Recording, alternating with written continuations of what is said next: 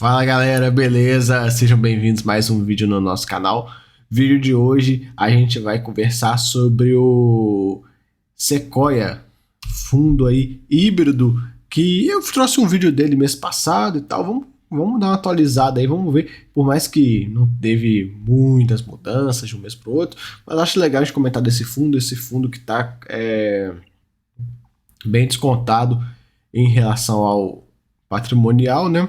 E tá pagando 1%. Nessa alta toda do IFIX, ele ficou para trás, né? Ele não acompanhou o restante dos fundos, né? Curioso isso, porque é um fundo. Teve alguns fundos, alguns monoativos e tal, que estavam pagando parecido com esse fundo, e esses fundos foram embora. E esse aqui não, ele ficou lá jogado, esquecido, lá nos seus 66, 67 reais. E esse fundo ele paga 67 centavos, então dá um yield de 1%, né? É bem curioso. Vamos lá. Ele começa a carta do gestor fazendo alguns comentários da parte macro, né? Questão de economia em recuperação aqui no Brasil, enquanto lá fora tá tudo meio esquisito, a gente já tá acompanhando isso. Olha isso aqui, eu achei bem interessante. A gente teve uma valorização dos ativos de risco, né? Os ativos renda variável, e ele colocou um ponto. O Ibov subiu 6,5%, o IFIX subiu 5,76%. Cara, vocês estão vendo a brutalidade da alta do IFIX? E esse tipo de movimento é muito fora do comum, né? Geralmente, né, pelo menos que eu observava, assim, bem por alto, num mês normal, em épocas normais, se o Ibov subia 6,5%, o IFIX era para subir nem metade e tal. O IFIX era bem mais comportado. E aí o IFIX subiu quase 6%, quase que junto com o Ibov. Foi bem significativa essa alta que a gente teve no mês. No fundo, a gente teve um número de cotistas aumentando aí ligeiramente, de acordo com a gestão, no 8,4% a mais do que no mês anterior. Desde dezembro de 21, aumentou em duas vezes, né, esse número de cotistas. Tá crescendo devagarinho, né, pessoal? O fundo, por mais que ele faça um trabalho legal no YouTube e tal, de fazer live todo mês para explicar o relatório e tal, não aparece muito, né? Você nunca viu uma live com gestor desse canal, ou em algum canal grande e tal, que meio que dificulta também o crescimento do fundo. Ele traz alguns dados, o número de investidores de fundo imobiliário continua crescendo, a gente vai acompanhando, ele faz um comentário a respeito do número de cotistas do fundo. Ele traz que, para mim, é um dos grandes trunfos desse fundo no momento atual, que é o preço, que nesse preço de 66 tem um desconto de 30% em relação ao patrimonial. Olha isso, hein? 30%. Olha o potencial de upside que tem aqui. Quando você compra uma cota desse fundo, você está pagando aí pelo portfólio R$ 2.500 o metro quadrado, que não é o valor para você repor esses imóveis. Isso aí é o grande pulo do gato aí. Vários fundos a gente que viu nessa alta e tal, eram fundos que estavam nessa situação bem parecida aqui. Por exemplo, esse do Magna aqui, ó, olha só como é que esse negócio tá de graça, tá entregue de graça. Com R$ 1.600 o metro quadrado você não constrói nenhuma casa. Pra vocês terem uma ideia, né?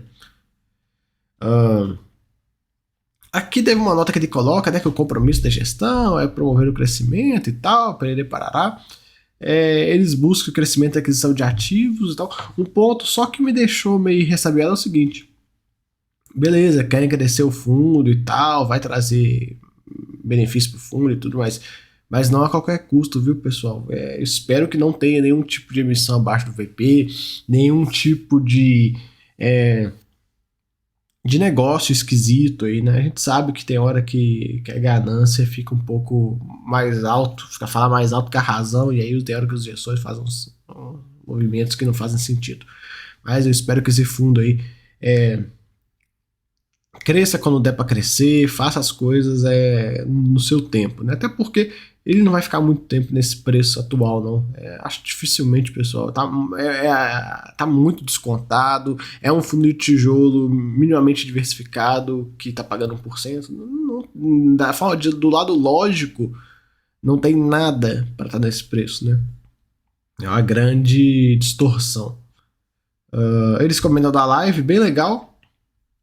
Bem legal, ainda não consegui assistir ao vivo. O horário que eles costumam fazer é 9 horas da manhã, pô, horário bem ruim.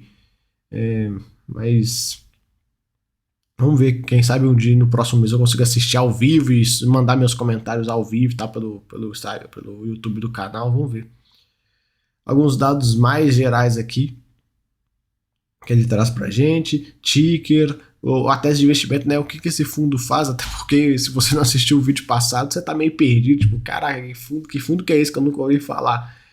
Então, esse é um fundo híbrido, ele investe aí em imóveis logístico, né? Industrial. No caso, o imóvel que ele tem é bem mais industrial do que logístico. Imóveis de varejo e lajes corporativas. Basicamente isso que ele investe. Esse fundo, pessoal, ele tem uma taxa de administração e gestão bem puxada. Isso aqui eu não gosto, a gente vai ver lá embaixo o quanto que os gastos do fundo estão elevados em relação à receita. Acho que isso aqui poderão repensar.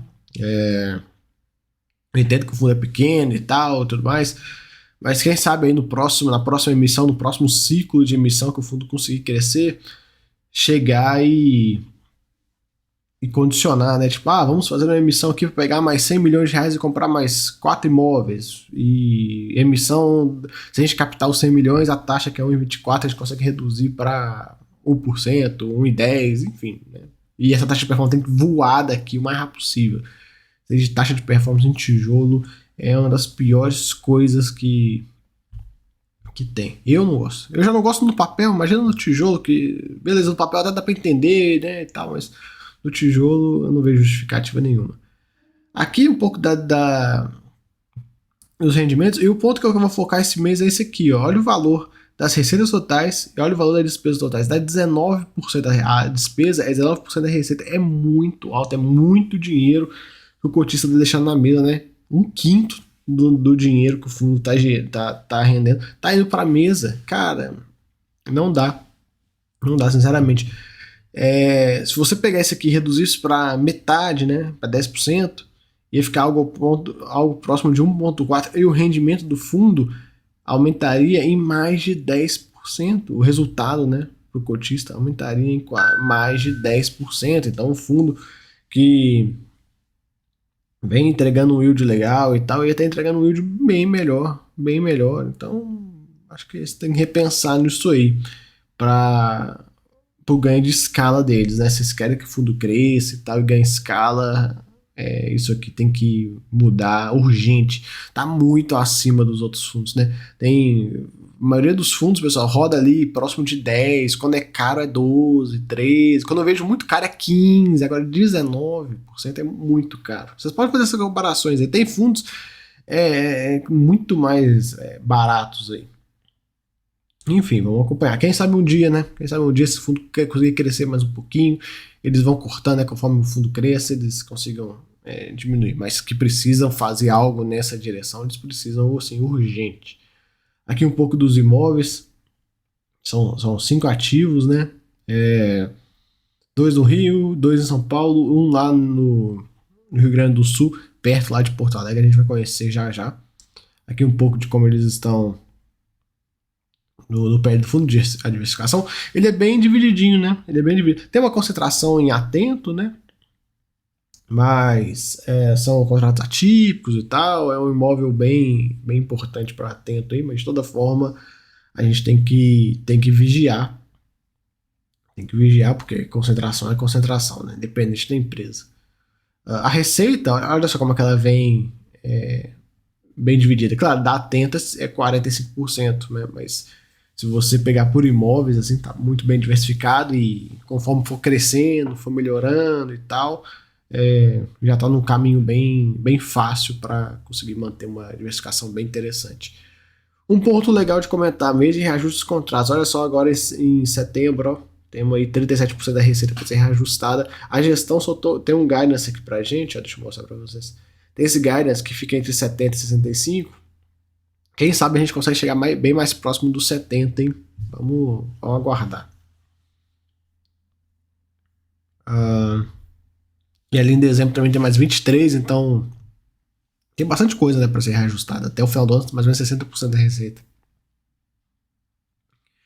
Aqui um pouco da composição do patrimônio líquido, né, de cada um dos imóveis. Como eu falei, né, ele é bem diversificado. Cada imóvel representa um pedacinho pequenininho do fundo e tal. É claro que o inquilino atento tem essa concentração, né? Seria melhor se o fundo tivesse só um imóvel da Atento, mas como ele tem dois e tal, enfim. Tem situações, pessoal, em fundos imobiliários que só vão melhorar com o crescimento, não tem jeito. É igual o fundo de papel. O fundo de papel também, às vezes a gente pega uns fundos pequenos de papel, né, fundos bem pequenininhos, eles são concentrados, mas só, como é que vai resolver essa questão? Um fundo crescendo. E esse cara é a mesma coisa, que né, nos valores que ele tá, não dá para crescer. Até um ponto, né, que eu comentei. Vamos voltar aqui. O fundo está no patamar de despesa bem elevado. Se eles conseguissem reduzir isso aqui para 10%, e reduzir isso aqui pela metade, e aumentar o resultado aqui mais ou menos uns 10%, um pouquinho mais de 10%.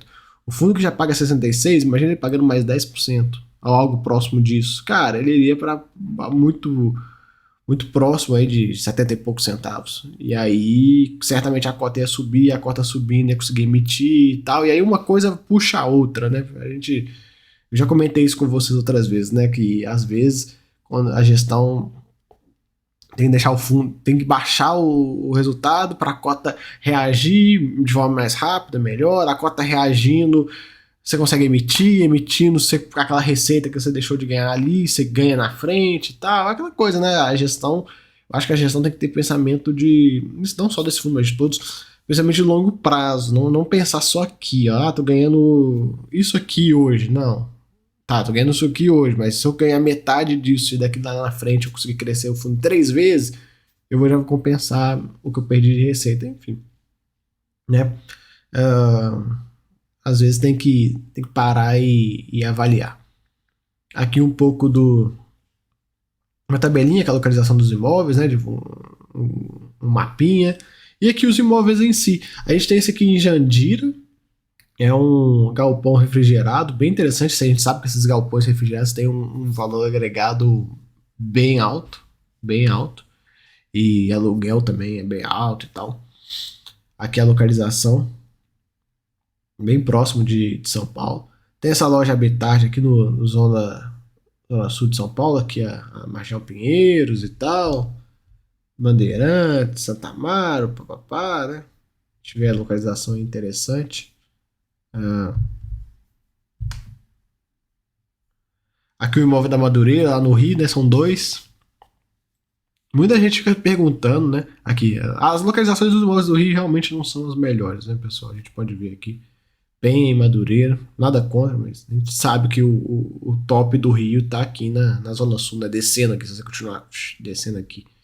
Mas muita gente se preocupa com relação a Atento, com aquela questão, aquela lei que passou dos call centers e tal, mas a Atento ela não faz só o serviço de call center, de ficar, vou ligar pros outros para vender coisa. Não, uma empresa pode terceirizar todo o setor de call center dela para Atento. Então, em vez de você pegar e alugar um prédio, treinar pessoas, não sei o que, não, você vira para Atento e fala, Atento, tá aqui, meu sistema é esse, eu treino o pessoal da Atento, uso o sistema deles, uso tudo deles, e com isso eu só terceirizo a operação do call center. Então não vejo que esse problema vai ter, porque não são todas as empresas, né, que tem um call center, alguma coisa, para ficar ligando pro cliente para vender coisa. Não, às vezes é só um saque, tá, um retorno, enfim.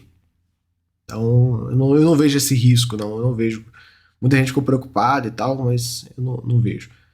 E aqui a gente tem um imóvel da Magna, lá no Rio Grande do Sul. Tá aqui, ó, Porto Alegre tá aqui, Planta Gêmea tá aqui e o imóvel tá aqui. Você vai pensar, putz, longe pra caramba de Porto Alegre, tinha que ser aqui no raio de 30, não sei o quê.